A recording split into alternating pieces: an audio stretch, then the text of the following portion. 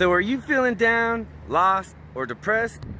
Well, you're in the right place, because today I'm going to give you another dose of my weekly positive refreshment. And today we are talking about developing an attitude of gratitude, which is essential to your overall happiness. Whoop whoop!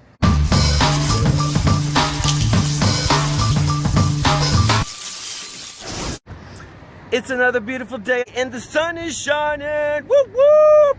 Hey, what's going on, powerful, positive people? I'm on the coast. I'm at Corpus Christi. But today we're going to talk about number 9 on how to be happy and stay positive all the time. And this one's pretty essential, and it is to develop an attitude of gratitude. Sometimes what happens is a bad thing will happen, or a string of bad things will happen.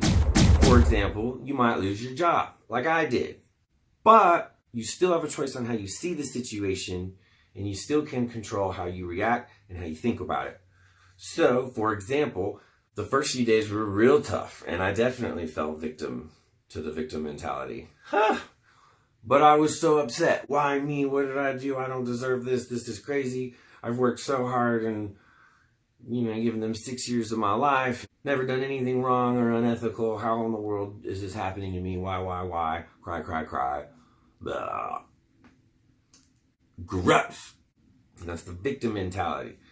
So I realized that I was miserable, and I decided to change my thinking. So instead, I started saying, well, now you have more time to do things that you want to do. Thank God that I have all this free time now so that I can work on projects like this YouTube channel, or my music, or my business. Or look for the silver lining. Hey, Eric, you were miserable on that job anyway. So now's your opportunity to find something else that you might actually enjoy. Change your thoughts, change your life. The key to not be depressed is to not focus on the bad things that have happened to you in your life, or to not focus on the dreadful future that you are imagining. What you want to be mindful of and you don't want to happen is don't let that bad event or string of bad events dictate your life. Your objective is to shorten the length of time that it takes to recover from something drastic or terrible. Or sad or depressing. So what do I mean? So for my example about losing my job, it took me a couple of days to get out of the victim mentality, to stop being so upset, to stop playing the victim, and to try to start looking for things that I could be thankful for.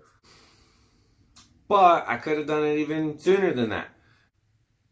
I could have changed the way I was thinking on my drive home, but I didn't. And I wallowed in that misery and anger for like 3 days, and it was horrible. So change the way you think, change your life.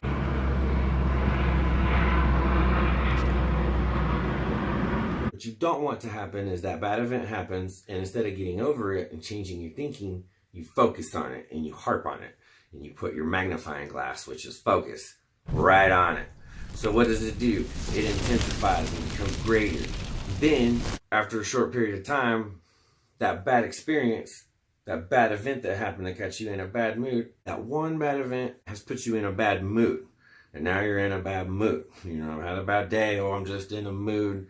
You ever realize how it snowballs? Like, you got a big project, so maybe you stayed up way late the night before, stressing about it. You didn't get as prepared as you wanted to get prepared. Now it's the next morning, and you're late getting to work, and you pull into the highway, and there's a bunch of traffic, and it stresses you out, and somebody cuts in front of you, and you spill your coffee all over yourself, and negativity just snowballs. Before you know it, you're having a crappy day. But what do? You ever notice? You tell everyone. You're constantly telling everyone, oh, I'm having the worst day of my life, blah, blah, blah, blah. I can't catch a break. I have the worst luck. Life is so hard. God hates me. Anyhow, I don't mean to belittle things, because I've been there. I've been down in the dumps and depressed and as low as you could possibly go. So I remember. And again, your objective is to change your thinking from negative to positive. Otherwise, that bad thing that happens goes to a bad mood, to a bad temperament. If you still don't change and it keeps going, then it'll turn into a personality trait. But the good news is this can all be turned around, and that's why I'm here. And the easiest way to do that is to develop an attitude of gratitude. Ooh, you want to know what I can't stand? Conditional happiness. I'll be happy when I have a spouse. I'll be happy when I have kids. I'll be happy when I have a high-paying job. I'll be happy when I get the promotion. I'll be happy on the weekend. I'll be happy when... Fill in the blank. If you are thinking these thoughts, you need to squash them right now. You can be happy right now, but not with those thoughts. And most of that stuff comes from comparing yourself to others. Let me tell you something, people. Comparison is the thief of joy. Woo! So quit comparing yourself to others. There's always somebody that's going to be better than you. There's always going to be someone that's in a better position than you are. But there's also always going to be somebody that's in a worse position. I remember back in my dark days, there was plenty of times where I had to remind myself about perspective. Here I am complaining about these first world problems. I remember telling myself, Eric, at least you're not a starving kid in Africa. At least you have food, shelter, all kinds of things. More on that later. But quit comparing yourself to others. Comparison robs you of your joy. You can choose what you think about. Instead of thinking about your negative past, choose instead to think about your positive future. Don't cheat on your future with your past. You can't love them both. Oh, and going back to the conditional happiness. Oh, I'll be happy when everything is perfect. No! Be happy, then everything will be perfect. So one of the really cool things about all this is that you control what you think, like I've been trying to teach you. So don't cheat on your future with your past. Let that stuff go. Begin healing, begin forgiving the people that done you wrong. Again, doesn't mean you're saying that the thing they did is okay, but you are releasing it, releasing the hold and control it has over your life. You're releasing it and beginning to heal. Buddha says that all that we are is a result of what we have thought.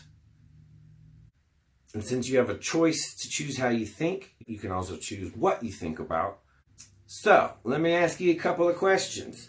Do you want to live in a godless world that has no purpose, no direction, no point, and is just a bunch of unorganized chaos? Or would you like to choose to believe that you are made specifically by a creator that loves you and wants the best for you and for everyone else? Life is what you make it, so make it magical! You can choose to live in a world where nothing is a miracle or everything is. So, develop an attitude of gratitude. There are many multiple benefits, including increased self-confidence, self-esteem. More abundance. That word again. The value of the people in your lives will multiply and increase as you start to notice it. You'll be healthier and happier, physically and mentally. Life becomes a little bit more simple. It will teach you to stop comparing yourself to others, and you will learn to be more active and proactive rather than reactive. So be grateful and be thankful. Oh, I forgot something. This is a quote from Dan Sullivan. When you think about your thinking, you identify all sorts of better ways to think, better things to spend your time thinking about, and better things to focus your energy on. So the object of the game is to train yourself from reactive, negative, focusing on the bad things in the past, to proactive, positive, being hopeful about your future, and actively trying to get there. Successful people talk about the power of gratitude. Again, I challenge you to find someone who doesn't. So develop an attitude of gratitude. It's the easiest way to get out of depression. It's the easiest way to start to develop a positive mental attitude, which will then attract more positive things into your life. Law of attraction. So start that journal. Start writing things that you are thankful for. And you will see crazy benefits in your life.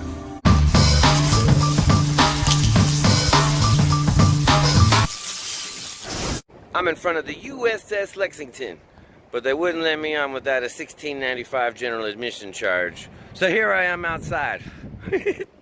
So here I am at the beach, and I'm reminded again to stop and smell the roses. Make sure you take the time to appreciate the little things in life. Maybe you're not getting it. Maybe you're not getting